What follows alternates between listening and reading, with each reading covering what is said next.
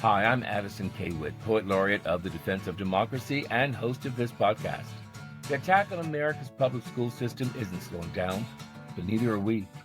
Here you'll meet authors, educators, students, and defenders from across the country who aren't just sounding the alarm, they're answering it.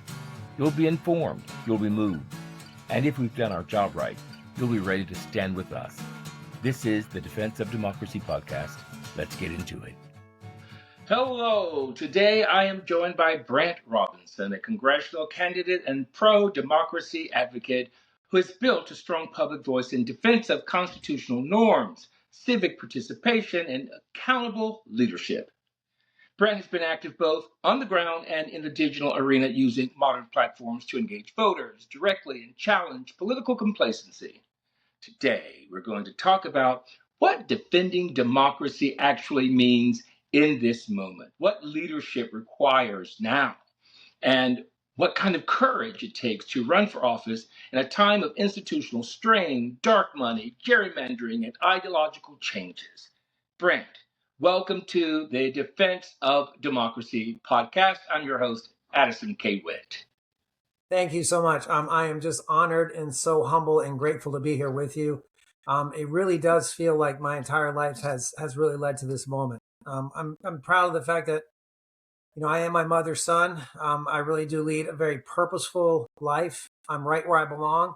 And now that I'm not only teaching full time as I continue to do, but I'm also running for Congress, I truly have never experienced anything like this, but I really am here for it all. So thank you. That's amazing. And I'm really looking forward to getting into this conversation because as I was preparing, I was thinking about the number of people, myself and others, who want to get involved in our nation's democracy, in the fight for democracy. And we all go about it in our own individual ways. But there are those people like yourself who decide that running for political office is important. So, what was the moment when you realized that watching politics wasn't enough, that you needed to run for Congress? Well, first of all, I want to put it in the proper context. And, I got to give my mom, she just turned 81 last week. I got to give her a proper shout out. I don't know if I don't remember ever like watching politics. From an early age, my mom, single mom, always deeply engaged me and my brother in making sure that we knew what was happening. We always talked about what was happening in the news. She always made sure we had art supplies and all kinds of history books around the house so that whenever we were just sitting around, we would gravitate towards learning. And so, I have a foundation of always questioning. And I think that's one of the reasons why I'm a teacher. But what I would want your listeners to understand is that, about 8 years ago, after Donald Trump was elected the first time, a movement began called Indivisible. And I'm sure a lot of your listeners are familiar now with the Indivisible movement. But, long story short, the founders, two congressional staffers of Indivisible, they came to a conclusion that your listeners don't have to agree with, but I certainly do. And the conclusion is that we would never have had someone like Donald Trump elected president if for decades, older people like me and you had actually been doing our part to get involved in what we call participatory democracy. Participatory democracy is getting involved in your community, whether it be through volunteering or community meetings or school board meetings or city council meetings. Our group, Indivisible, that I joined 8 years ago, for 5 years, we really did meet in each other's living rooms with no more than 10 people at a meeting. But we never wavered. We never stopped our commitment to dialogue and discourse and consensus. And now our monthly meetings here in Pinellas County have over 200 people. We've put on all kinds of rallies and protests. We're deeply involved. We're networked with many other groups. And most importantly, we went to every single school board meeting here for 3 years. We stood up to Moms for Liberty. And we're the force that actually helped defeat all three of their candidates in 2024. And I think, as you know, Addison, now we're part of a larger movement that we have helped create. And that movement also helped Moms for Liberty candidates lose 70% of the races they ran in 2024. So this movement is really built on the integrity of people truly coming together, and doing a lot of the work that just hasn't been done. And so the reason I decided to run was because of the people in my Indivisible group who I've worked with, and they just urged me, and they essentially echoed what a lot of the experts are saying now. The district I'm in may be one of only 2 or 3 in the state that is capable of being flipped from Republican to Democrat. And so I made the decision to run. It was about 3 months ago. And as I said, I really am here for it all. First of all, happy belated birthday to your mom. Thank That's you. remarkable. That's a remarkable achievement. And secondly, I think, as you talked about people in our age and our participation in our democracy. And I remember myself growing up where it felt very important to be a part of our democracy, certainly as a voter, that was a really important thing that you participated in your right to your vote was quintessential to being an integral part of democracy. And over the years, it seemed that that process had eroded, that people were not as committed. It also feels like, from watching from the sidelines, that there was intentionality, that the larger apparatus, our government, was okay with less participation because they wanted to retain, gain more power, and the people to not, they didn't want people to understand the people. To understand that we are the power, we the people, that we are part of the process. Yes, sir. And when we relinquish that, then we have would-be dictators. We have people that would disrespect the rule of law. Well, I want to say that, with total and utter respect for all of my fellow citizens, we have to acknowledge that there are millions of fellow citizens who are grossly undereducated. And it's going to be a challenge that we're going to have to actually, first, we're going to have to face it as a nation and address it and recognize it's going to take perhaps decades to help undo and not only turn it around, but it means we're going to have to create new ways of being. Participatory democracy, we're going to have to build a foundation that, as James Baldwin says, we've got to make America what it must become. Remember, we have a president who convinced millions of fellow citizens that their country had been taken from them. He then conditioned them to point their finger at all the enemies that he directed them to, including teachers, including media. I mean, we understand, we've lived through this, right? So we have to understand that there has been a deliberate attempt to take advantage of people's ignorance, miseducation. And that's why when you and I were younger, I don't know that I ever remember hearing the word disinformation until in the last couple of years, because disinformation is an active process. It's quite sinister, but it's deliberately done to take advantage of people for an end. And so we're living in that moment now. And that's why I have to be adamant to anyone running for office. I hope you acknowledge that you're not just running on the issues, the challenges, all of the traditional things that we candidates, and it sounds strange for me to say we candidates because I'm still a teacher, but we have to acknowledge something else though, right? We're going forward with a population, I don't want to say a majority, but a significant percentage of our population have been taught to mistrust government, mistrust institutions. Yes. When you think about what Donald Trump did in the pandemic, but think about the decades that you and I have lived through, the rhetoric about big government. Government has been so demonized that people have lost faith in it. They've lost faith in the idea of it. And so as we go forward as potential elected officials, we have to also acknowledge that as we go forward, we're going to have to find ways to build and engage people in real participatory democracy, regardless of whether they label themselves as a Democrat or Republican. You're talking about a lot of truth telling and looking ourselves squarely in the mirror and facing ourselves where we all are accountable. Yes, sir. And have to shore up a different level of responsibility. When you say defending democracy, what does that mean in practical terms? Because we know right now, for instance, in this important, what I feel is an inflection point, where we see people protesting, we see people writing letters, making phone calls. We even see people, unfortunately, in some instances, losing their lives as they stand up to ICE or violence, and they're standing up for other people in real practical ways. What does it mean today for us to defend democracy? It feels like we're all over the place. I think that we first have to acknowledge that it's a multi-tiered, multi-layered front that we have to acknowledge, right? Are we talking about defending and securing our rights and freedoms? I mean, we understand in the last the last 4 or 5 years, we've lived through maybe 18, 19, 20 different states that passed laws making voting more difficult, restricting voting rights at the state level, right?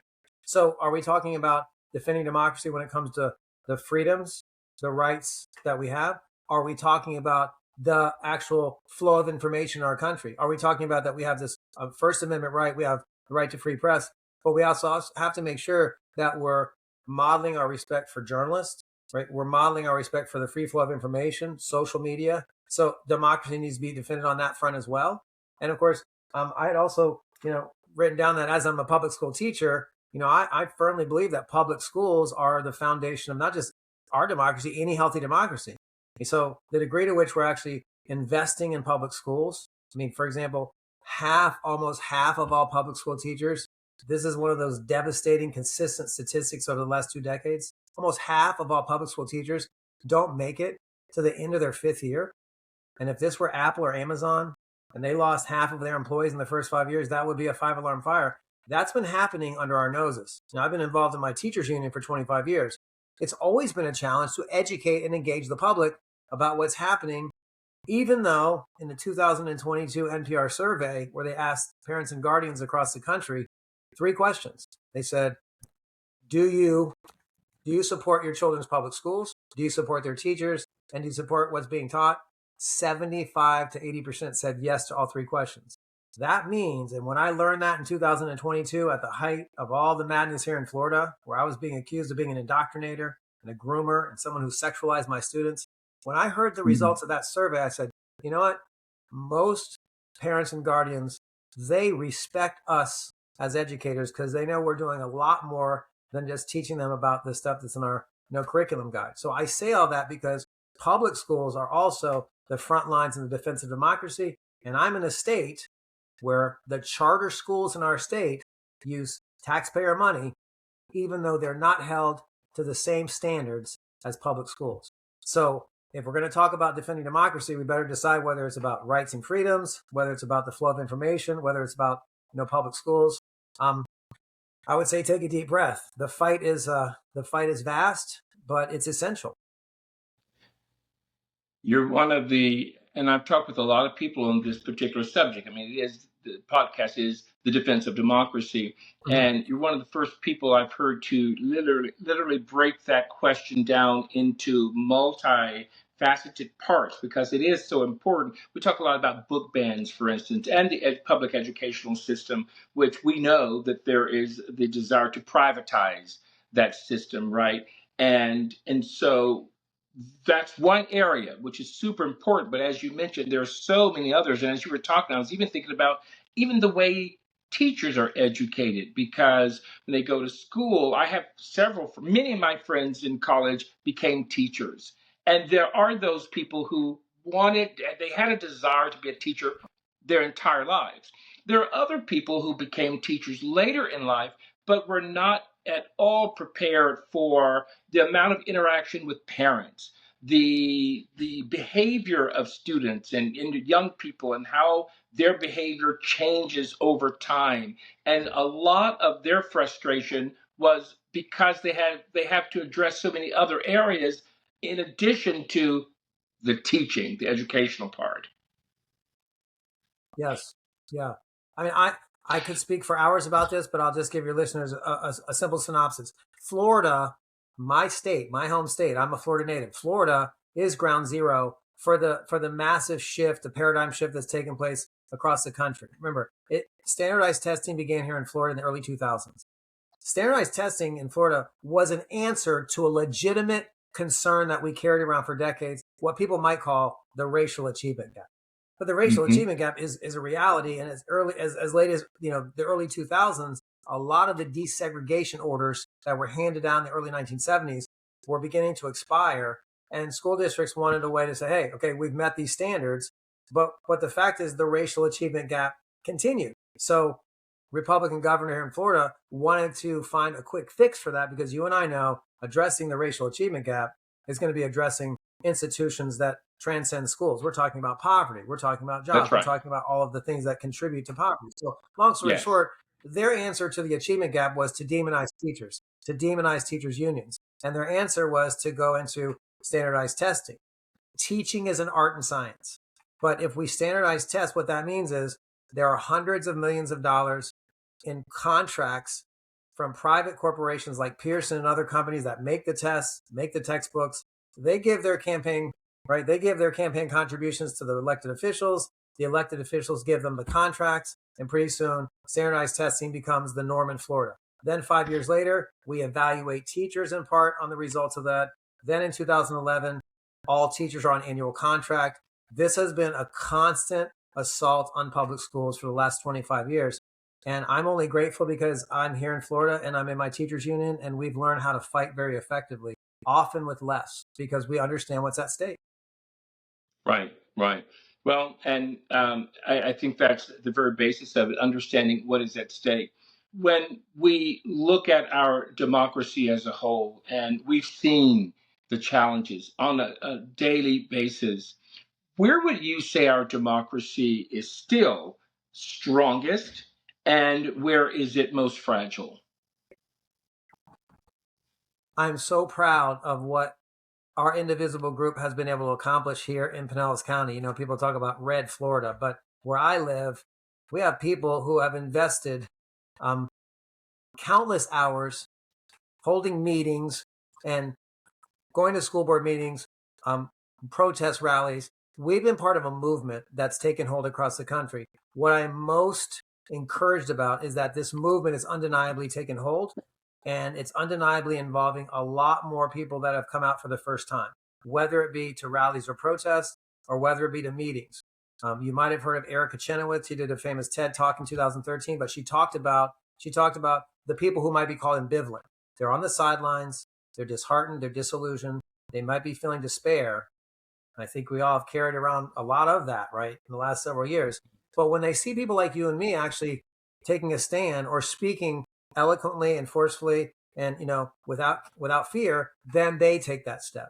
So I'm so encouraged because, you know, if you went a year back, I think a year ago, a lot of us were feeling legitimate fear and deep, deep concern. Whereas I think today, I think we see what happened in Minneapolis, what's happened across the country, where fellow citizens have drawn a very clear line. Now, that line isn't just a line about ICE. I think it's a line about, listen, it's time for us to take a look at where we are as a country. And for me, the fact that this is happening in the 250th anniversary of the American Revolution, there's something profoundly wonderful about that, because those colonists were standing up to tyranny, and I really believe we're standing up to it right now. I love that you drew that connection there, because I know, and I believe we all on some level appreciate that democracy, it's active, and yet we have to participate and fight for it. It's not a guarantee. And all the generations that come after will have to do their part as well. And right now, it is our time to shine. It is our time to Yes, sir. stand up to what we believe and know to be right.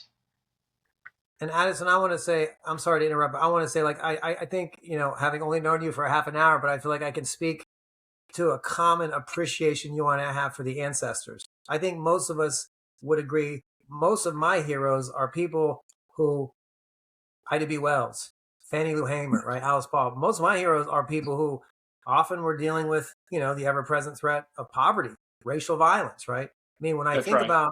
when I think about those people, the times when I feel disheartened or disillusioned or despair, um, I remember that they too felt those things. That's And I right. remember one of my favorite quotes from Fannie Lou Hamer. She said, "You know what? One thing you got to know about our movement: a meeting of 3 people is better than no people." And all of us who are listening, have been part of movements like that where we're so passionate, and yet we got 3 people coming out. But you know, that's the same thing that happened with our indivisible group. And now we're at a point where, you know what? I think we're ready, as I said, to do what James Baldwin implored us to do, which is to make America what it must become. Let's turn it a little back to you a bit and focus on some of the things that you've done. I know that you've built a very strong digital presence, and I very much am all about digital, and I know there's a lot of controversy with AI and its purpose and its use in how we move forward, which is really quite extraordinary because we've had some form of AI and technological advances for a lot of time, and our I feel it's like stages. Like our technology helped us up to a certain stage, and we became reliant on it. And now there are new um, advances in that technology, and that will continue to reshape our world. Our world is not static. I always say to people, and it seems very simplistic, but we as humans, as a species, are not the same as the humans were 500 years ago, 1,000 years ago. We would be quite different from them today. The world is always evolving and changing, and it's going to continue to. And we, those of us who are currently here, most likely would not recognize the world in the 500 to 1,000 years from today. Correct. And so with your achievements in digital presence, what has been your impetus to work in that area, and what do you think traditional politicians are getting wrong about communicating with voters today? On one plane, though, I just want to make something clear to a lot of people. I think this will resonate. Is when we start talking about AI, if I'm elected to Congress, we're quite behind as a nation. The European Union, there are a lot of countries that are recognizing that we need to start talking about regulations, and not just regulations to actually draw lines and limits, but also to educate and inform people. There's a lot of miseducation about AI, and so it's leading to a lot of, again, it's leading to a lot of concerns that really are not legitimate, but that might be holding us Yes. back going forward. So on the AI front, I think that's something we need to delve into more deeply. But for me, I believe that because I have, 60,000 followers on TikTok, I only say that because I made a video in 2020 that I posted to Facebook. And it was a video because the campaign between Biden and Trump in 2020, the summer of 2020, after the death of George Floyd, where hundreds of thousands of us took to the streets and protested, that happened. I simply made a video where I was suggesting to candidate Biden 4 things I thought he should say about race and policing. I released it to Facebook. One of my friends said, "Hey, why don't you put that on TikTok?"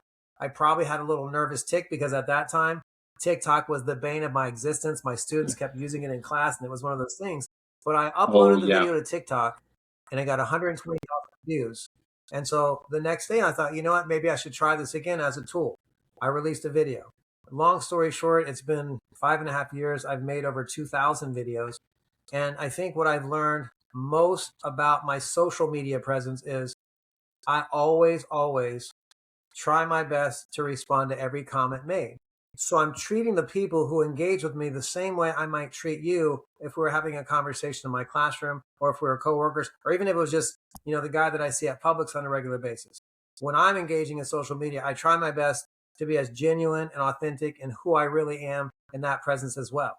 And I think that's where sometimes it can lead to so much misunderstanding because, we don't have a relationship before we start engaging with people. Maybe we start to think about developing that relationship, being kind and decent, always fierce and credible. But like, that's what I enjoy so much about it, because I think people have come to know who I really am, not just me as a persona. I'm actually, who I really am. I love that. And if I may also, I have about 55,000 on TikTok, and I'm with you. I love my TikTok community. There's a high level of engagement. I too enjoy communicating with everyone that has something to say and comment, and it has really Mhm. built a very robust community I appreciate very much. And the numbers Yes, are sir. not overwhelming, but I love the organic growth and process. So I hear you loud and clear on that. Let's talk about political But it risk. does bring up the What? other part of your question. Sorry to interrupt. It does bring up the Yes, other part of your question, please, which is please, by all the means, go need to ahead. meet people where they are. Yeah, I was just going to say that it brings up the other part of your question, which is it reinforces the need for us to meet people where they are, whether it's in a digital space or whether it's face to face. But we're going to have to become accustomed to truly meeting people where they are. And that means we have to walk the talk. And that means we have to go to people. We have to be among people. And we have to know that whether there's 3 people at a meeting or 300, we have to go there to model. Again, I don't mean any disrespect to Representative Luna, who I'm running against, but she hasn't been to the district a single time.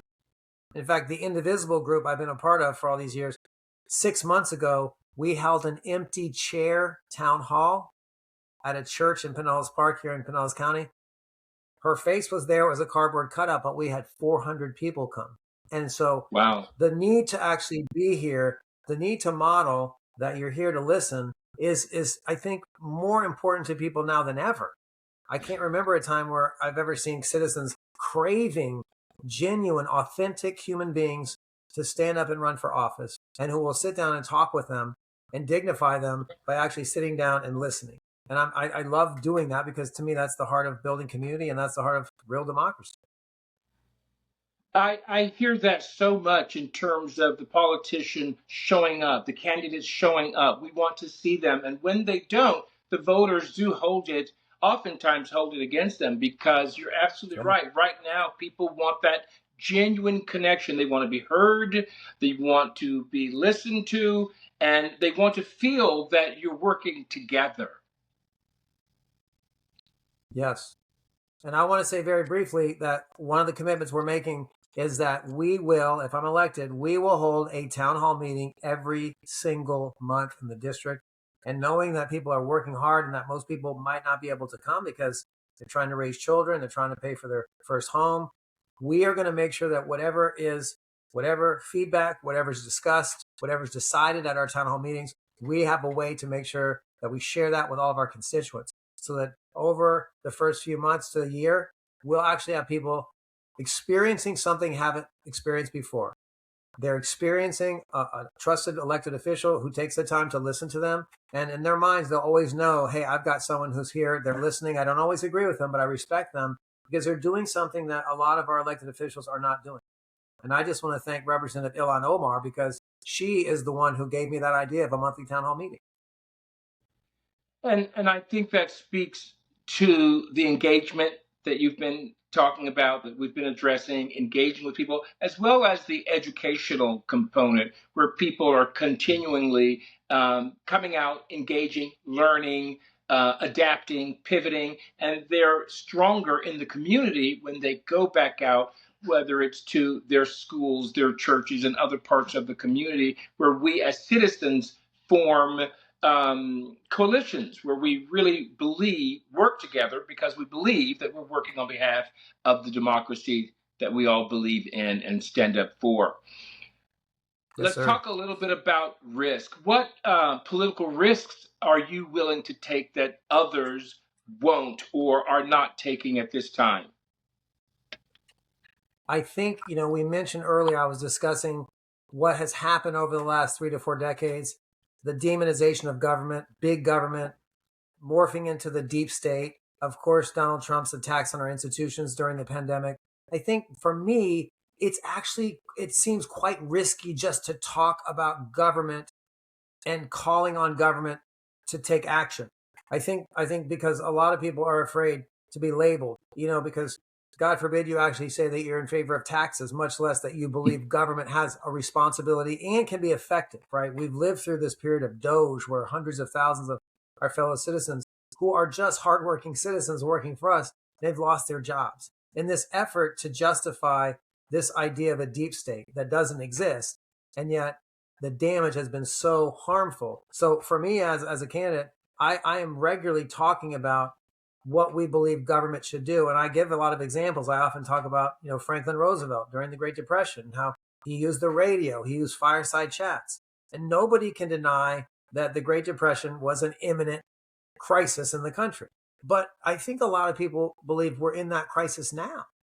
And if you don't believe that we're in a crisis now, then I don't know what you consider normal. Because for me, the crisis we've all lived through, it dictates that we actually talk about government, that we should, hey, unapologetically, that government has a responsibility to do the things that our preamble to the Constitution makes clear. And so why should we say that we're going to hide from government's role and efficacy?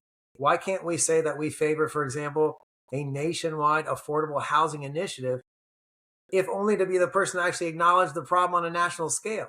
And so our campaign is actually talking about the ways in which we think the government has a responsibility. And if that involves taking billions of dollars from ICE to do it, we're also in favor of that as well. Okay. I love that.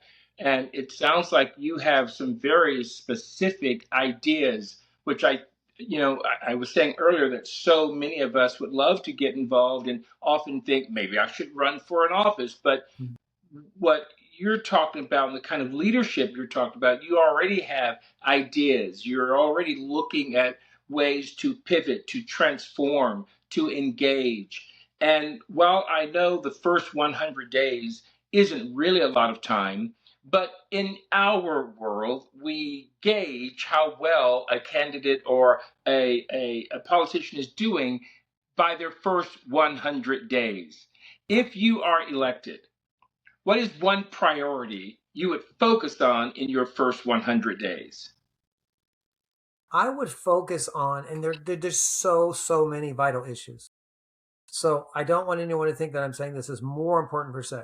I think maybe it's more urgent right now. And I worry saying this now in late February that somehow by the time November comes around, that people won't be focusing on the issue as much. But I don't know how they couldn't because of what we lived through. I think we need to have an honest conversation about true immigration reform because I think we need to have a national discussion about immigration because, I mean, the foundation of this country is so much built on the contributions of immigrants and the contributions of people that have been labeled others. And we understand that. And so for me, actually talking about immigration, true immigration reform. Remember, we were quite close. Donald Trump was adamant he had to make sure every single Republican didn't support that recent piece of legislation from 2024, this bipartisan effort to actually talk about comprehensive aspects of immigration. We got somewhat close, but we haven't really had an honest conversation about true immigration reform. And I think what that would do is it would call on all of us to actually be willing to talk about all the different aspects of immigration all at once. It would be tremendously educational, but it would also call into question, what is our real beliefs about what does it mean to be an American? Yes. Because what I've seen is Donald Trump's immigration policy is built on two fundamental blatant lies. You have this lie about criminality. Undocumented immigrants commit almost no crime compared to citizens. And 97% of all the drugs brought across the southern border come in vehicles that cross through border checkpoints, not in the backpack of some desperate human being who's willing to walk 1,500 miles to become a citizen. I want that person as my neighbor, right? So what I say is all that we've seen with ICE, the murder of citizens, right? Undermining our constitutional rights, ignoring due process rights of fellow human beings, wearing masks, racial profiling, like all of those things that are coming out of ICE are built on an immigration policy that's based on fear and blatant lies. So I really believe that we can make immigration a priority up front and really challenge people. And I think if constituents hear that challenge, they'll force their elected officials to engage in that process as well. Brilliantly said, and a very important discussion topic. Before you came on, I was thinking about that line in the Statue of Liberty's tablet. Give me your tired, your poor, your huddled masses yearning to breathe free. Yeah. And I think there's even the word homeless in there. And that was I believe, a sonnet from 1883 by Emma Lazarus. Lazarus, yes. And so and I thought before our conversation, whatever happened to that? What happened to that fundamental belief that we were the beacon to receive the world that came? That is what gave us our strength here in America. Well, let me just make something clear. I want to remind people that the lady holding that quote is the Statue of Liberty, and most people don't realize that the Statue of Liberty was originally a sculpture that was contributed by a man in France. The Statue of Liberty was designed and built to honor African Americans. This was a man from France marveling at what African Americans were doing after slavery ended during the Reconstruction period to create new lives for themselves, right? To create a new path that's built on freedom and justice and equality. And so I want to remind people that that is kind of a segue to your question. I think it's partly because we still don't have honest, open conversations about race. Because we have to understand the issue with immigration for Donald Trump doesn't have anything to do with anyone unless they're black or brown people. We don't talk about the racism factor that's been at the challenge of immigration throughout our history. remember the Chinese Exclusion Act in 1882, right? Right. The virulent racism and racial violence that was widespread against Chinese Americans in the western part of our country led to the only law in our history that barred people of a certain ethnicity. That's racism. If you continue throughout our history, most of the issues about racism are translated into our immigration policy. In the early 1920s, when we had this very restrictive immigration policy, that was essentially a racial quota system that wasn't undone until the 1965 Immigration Act. If we don't include race and racism and racial injustice in the conversation about immigration, we're really not going to get at the heart of the issue, because the heart of the issue is carried by fellow citizens who believe those things. So if we don't have honest, open conversations about race and racism while we're talking about immigration, then it won't challenge us to really ask ourselves, who do we really think are the legitimate Americans? Yeah, it sounds like we're really due for some serious masks off, which is what's happening on so many levels of our society, of our government, everything we're discovering, whether it's Epstein files and that, not to get into that, but that huge web of information and lies and everything that has happened to many of our people, how we're even responding to it today. We really have to have a face off and really face ourselves. And I love what you're saying, because you're it's a little bit like James Tellerico in the sense that you're knowledgeable, educated. I believe he was a school teacher as well, and very well spoken. And so there is a way of communicating. One of the comments made by many people with regard to Donald Trump was that he was plain spoken, and for many Americans, they liked his sort of directness. But Yes. there is a lack of, if I may, a level of education and understanding people on the ground and how the society works, how politics works, how government works, rather, how international government works. He had his perspective as a family business owner running a company as CEO, which is like its own form of dictatorship. But there was no background in terms of policies and really Yeah. understanding how to legislate and get things done, working with the collective. And so he operates it the way he operated his family and his business. It's what I say, period, the end. Yes. When it comes to getting involved in politics, all that you bring to the table, oftentimes we as a society are concerned, especially when we think this is a really good person. We love their values and what they stand for, but we know politics can change people. How do you plan to protect your integrity if elected? I think for me, and I know it's controversial, is it talking the talk? I've always said walking the talk. And I think for me, walking the talk is who I am as a person. And, you're going to always see me being myself, because that's what I've done as a teacher. That's what I've done as an organizer, as a member of my union. And so for me, I think what I want to bring to the table is that I'm always going to be the person that's committed to sitting down and listening and talking with people. A lot of what we're about is actually being with people and engaging people and meeting them where we are. I shared my idea of a town hall because I think for me, putting myself in a position to truly listen to people is one of the privileges that I now truly appreciate as someone running for office. One of the big ahas I had in my second day of the candidacy, we were still in Birmingham. We had gone there to go outdoor rock climbing, even though we're really old. We had a great time. But once I decided to run, um, man, I realized that I am representing everyone.